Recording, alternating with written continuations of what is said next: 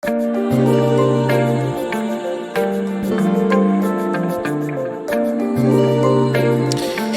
are because we still have a little bit more time, maybe let's say 3 other major, outside of the theme, categories of commitments that the manifesto speaks to?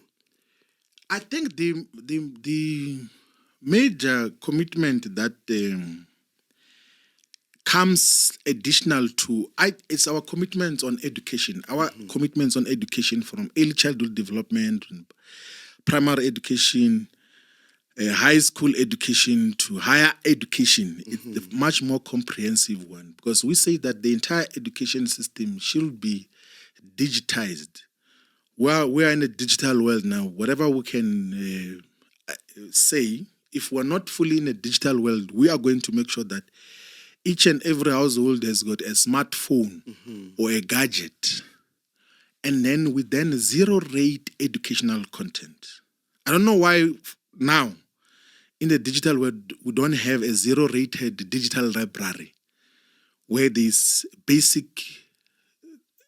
books and dictionaries and documents, even distribution of government documents and everything else, even basic educational content that the government, even public announcements, can be distributed through that, which is zero-rated. Zero-rated meaning that if you can gain access to the website, even if you do not have the data that you bought from MTN, Vodacom, Cell C, or whoever is selling the airtime, it's possible to do that. We can actually get these network providers to provide for that particular service, where we zero-rate all educational apps and content across all education spheres, from ECD level, primary school, and everything else, so that the culture of information and knowledge defines all of us.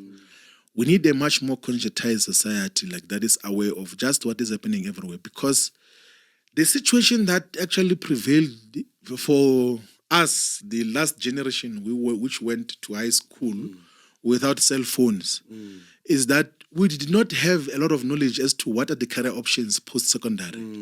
It can't obtain the same situation to the current generation now. Everyone else must know just what else can I do if I'm struggling with this, what other career opportunities are available out there. And that is what, and of course that must happen within a context of free decolonized education for all, which we must purposefully pursue. It's possible, it's affordable. I mean, like, it's a simple illustration. If government could just declare 370 rand, which was not there before, for everyone, we can declare free education. We can say everyone else must be given access to free education. And then the other issue, which I think is worth uplifting, is to say that now that we've seen that a lot of industrial investors are willing to come and invest in special economic zones, because there are benefits there. There are tax benefits in the special economic zones. Like you pay 15% tax, you are given building allowances. There are so many things that come with being in a special economic zones.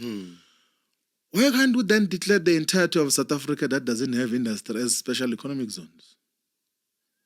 Like, if there's never been any industry opened anywhere next to Malamulele or Giani or Toyando in the past 30 years, no, zero. There's never been any industry opened anywhere near Mtata, Nyandeni, Nguza Hill, Port St. John's, Mthontlo in the past 30 years.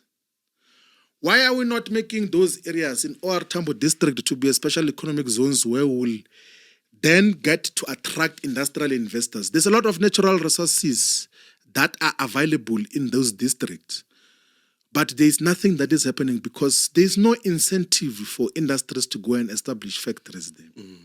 So we should draft and have a regime that says that all the areas we're going to provide industrial subsidies to all the companies that are going to invest in areas that have got low economic activity, so that people can begin to be, and we must of course set a minimum number of jobs. The manifesto says if you guarantee that in any given moment, you have got a minimum of 2,000 employees. As an industrial investor, we'll continue with the subsidies. So we need to decentralize manufacturing and industrial activity in South Africa. It can't be that all industries and manufacturing spaces are in Gauteng, parts of KwaZulu-Natal and parts of the Western Cape.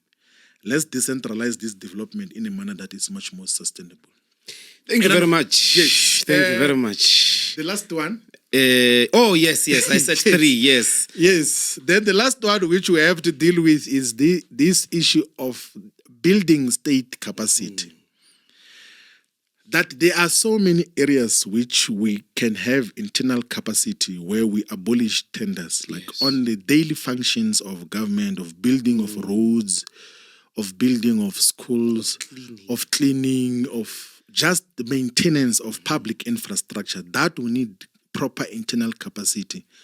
And that is fundamentally part of the policy frameworks that the EFF founding manifesto and all election manifestos emphasize on that. Let us build internal capacity to deal with all the mainstream government functions.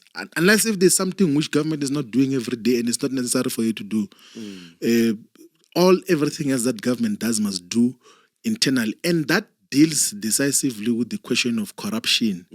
It deals with these political killings because the Moerane Commission in KwaZulu-Natal about political killings is saying people are killing each other because of tenders. Yes. So if we abolish tenders, people will begin to appreciate that public representation and public service is about giving services to our people. It's not about self-enrichment that is going to come through tenders. And that is what we need to deal with much more sustainably when we take over government as the economic freedom fighters.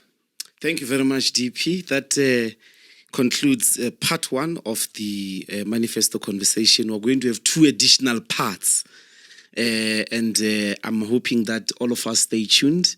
Thank you. We're dealing today with the major theme, which is our land and jobs now stop load shedding. Thank you very much, and please join us next time. Thank you, DP.